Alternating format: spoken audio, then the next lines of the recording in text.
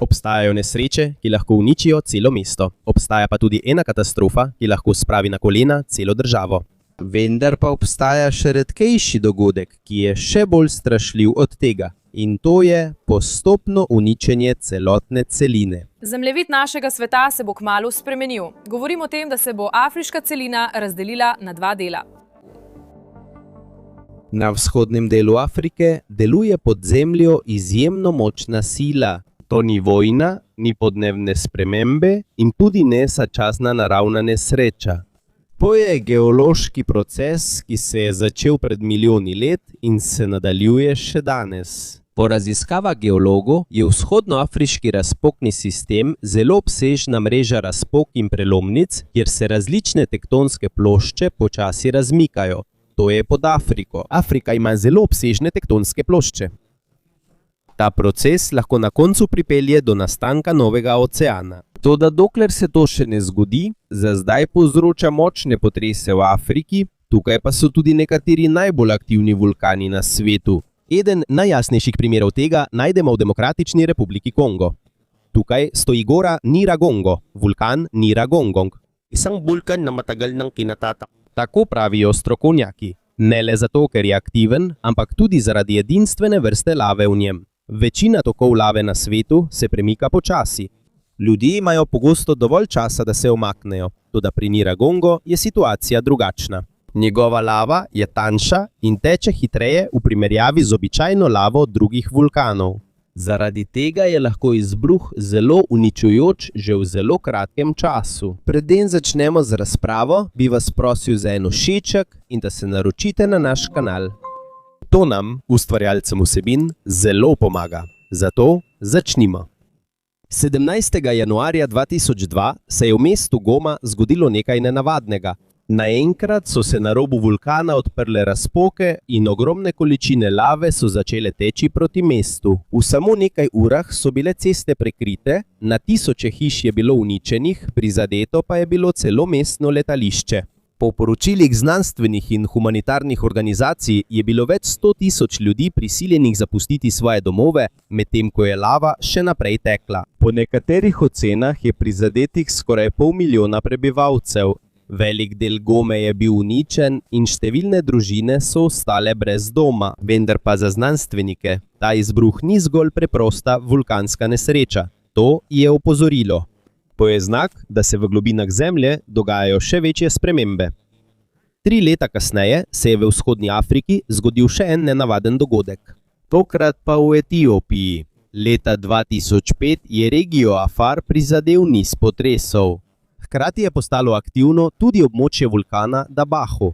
A še bolj presenetljivo ni bil pepel ali dim, ki se je dvignil v zrak, temveč sama zemlja.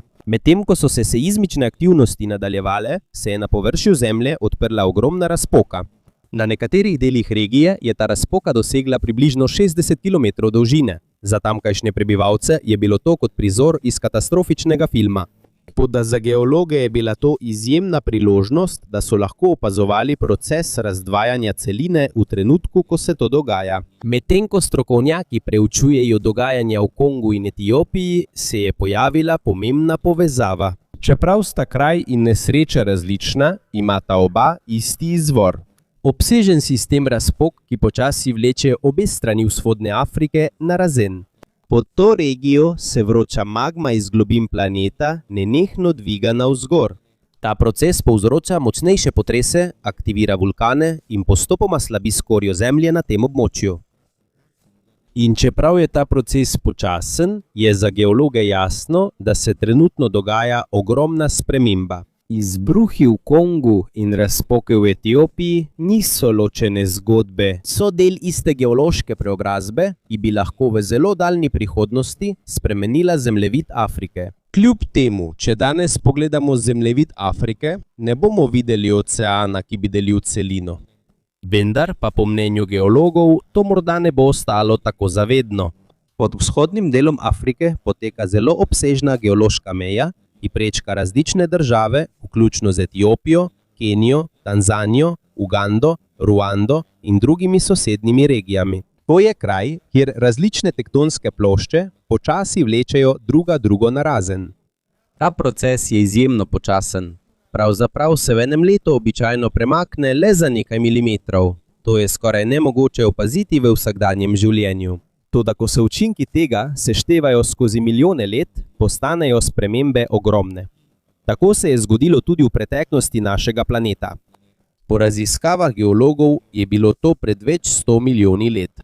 Skoraj vsa kopna na Zemlji so bila del ogromne superceline, imenovane Pangeja. Sčasoma so se tektonske plošče začele premikati, dokler niso nastale celine, kot jih poznamo danes. Zato za znanstvenike to, kar se dogaja v vzhodnji Afriki, ni nenavadna nesreča narave. To je proces, ki se je v zgodovini Zemlje že večkrat zgodil.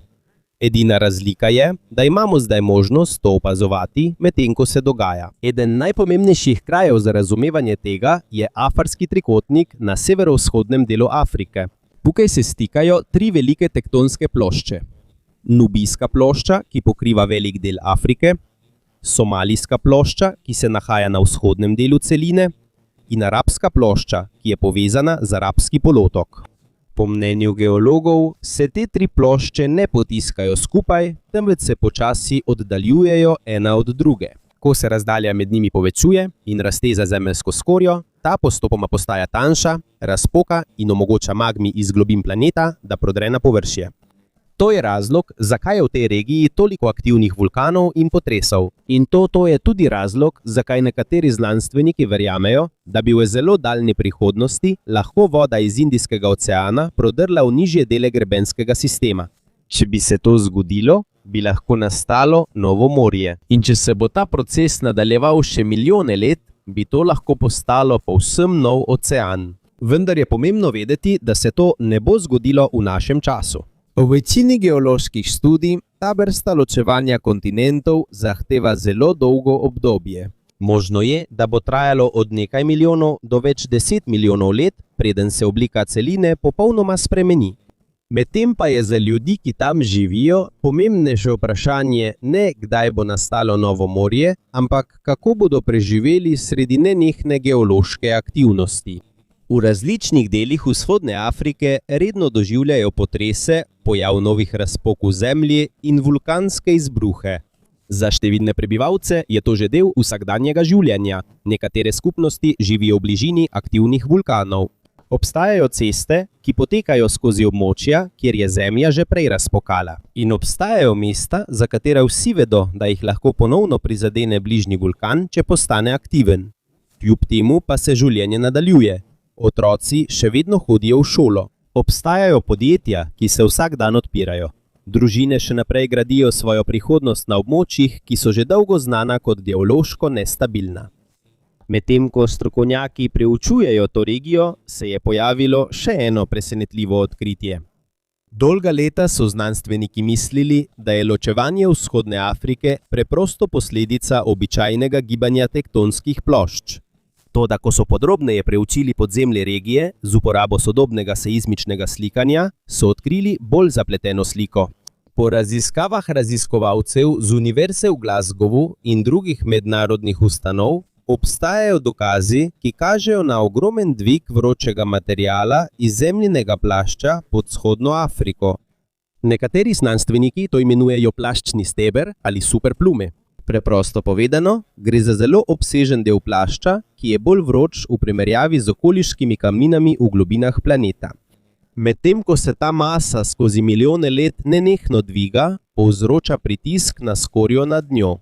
Postopoma oslabi in vleče dele celine. Čeprav je še vedno veliko vprašanj o natančni vlogi superplume v tem procesu, je znanstvenikom jasno, da se pod vzhodno Afriko ne dogaja le preprosto premikanje tektonskih plošč. Vpletene so globlja in širša sila in medtem ko tiho delujejo v globinah Zemlje, še naprej spreminjajo eno največjih celin na našem planetu.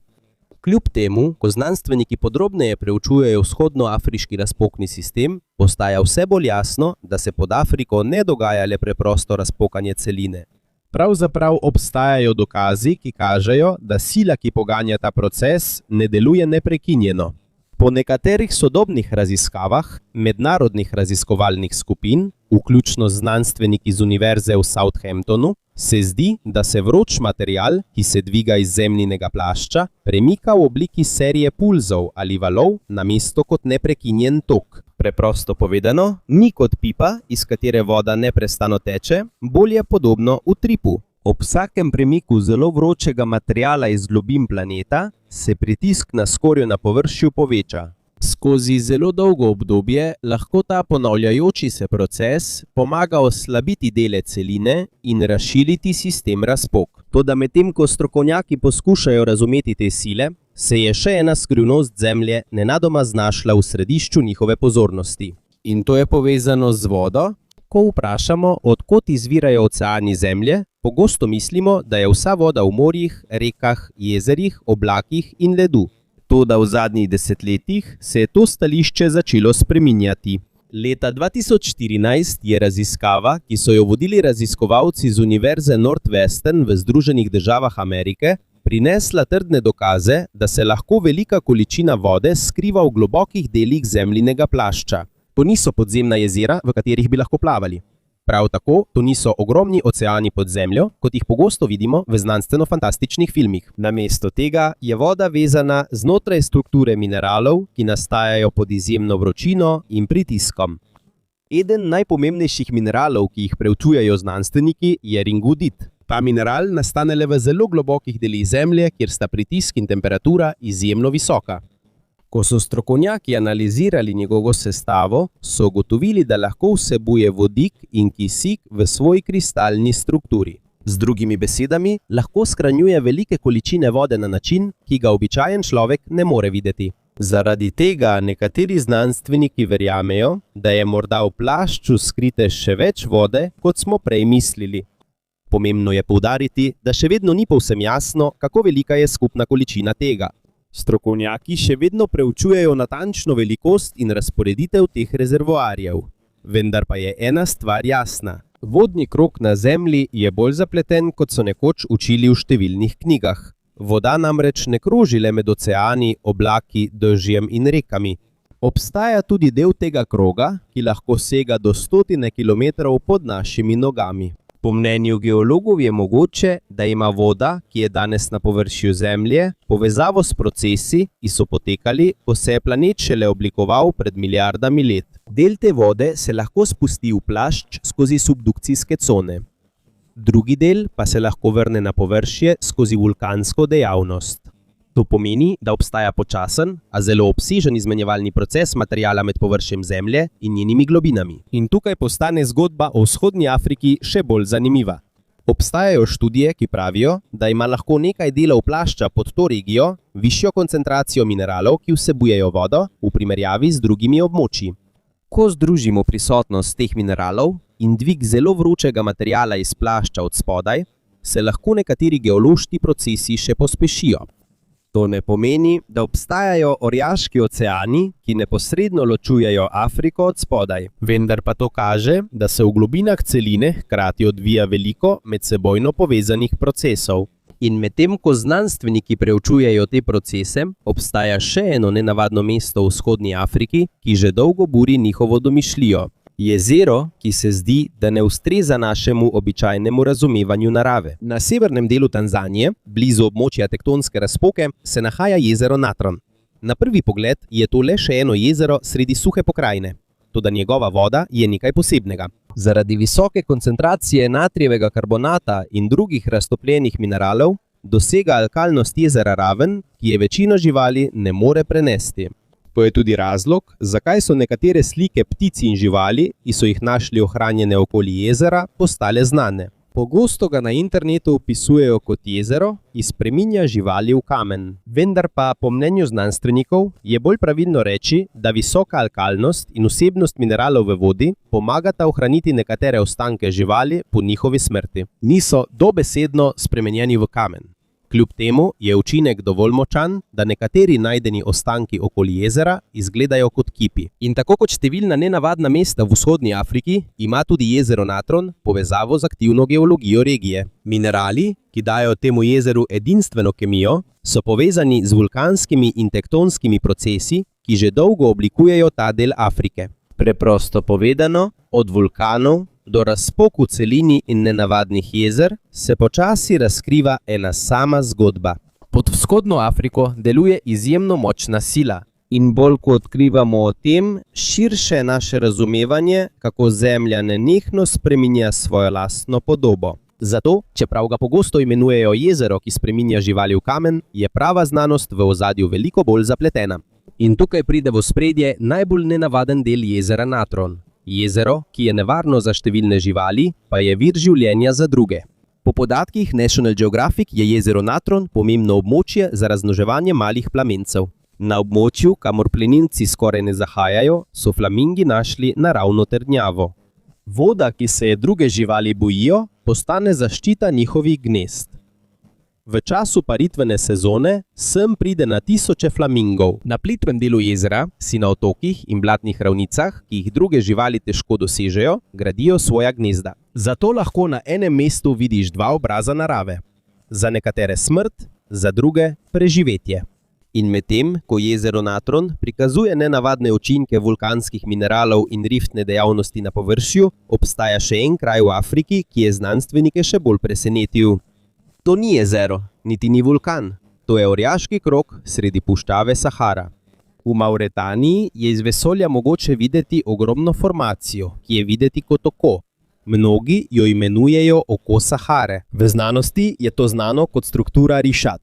Kot zgoraj pa je videti kot niz velikih obročev sredi puščave. Zaradi skoraj krožne oblike je veliko ljudi v preteklosti mislilo, da je to morda nekdanji udarni krater meteorita. Vendar pa po podatkih NASA Earth Observatory to ni preprost udarni krater, ki bi nastal zaradi trka iz vesolja. Geologi danes bolj sprejemajo, da je struktura Richat erodirana geološka kupola. To pomeni, da je bil to nekoč dvignjen del kamnine, ki ga je postopoma načela erozija skozi zelo dolgo obdobje. Medtem ko so mehkejše kamnine izginjale, so trši sloji ostale. Zato je danes videti kot velikanska tarča sredi puščave. Zaradi svoje nenavadne oblike se je pojavilo tudi veliko teorij o tem. Nekateri pravijo, da bi to lahko bilo povezano z izgubljeno Atlantido. Nekateri primerjajo njegovo obliko s starim Platonovim opisom. Toda danes še vedno ni trdnih znanstvenih dokazov, ki bi potrjevali, da je struktura Richat starodavno mesto ali ostanki Atlantide. Zato je, če govorimo o dokumentarcih, takšna razlaga varnejša in bolj resnična. Oko Sahare ni treba, da je mitsko mesto, da bi bilo občudovanja vredno, ker je njegova resnična zgodba še globlja. To je naravni zapis premikanja zemlje, dviganja kamnin, erozije in dolge zgodovine zemlje, vklesane sredi puščave. Ob jezeru Natron vidimo, kako lahko geologija naredi jezero izjemno nevarno. V strukturi Richat vidimo, kako lahko počasno delovanje časa in zemlje ustvari skoraj popolno obliko. Razlikujeta se po videzu, a vendar sta oba opomnik, da Afrika ni le celina puščav. Savana in gore to je živi laboratorij Zemlje, kraj, kjer lahko vidimo sile planeta, včasih v ognju, včasih v vodi in včasih v kamnitih formacijah, ki jih lahko vidimo celo iz vesolja. Pravzaprav je pravi razlog, zakaj je to nastalo, še bolj razborljiv kot številne teorije zarote.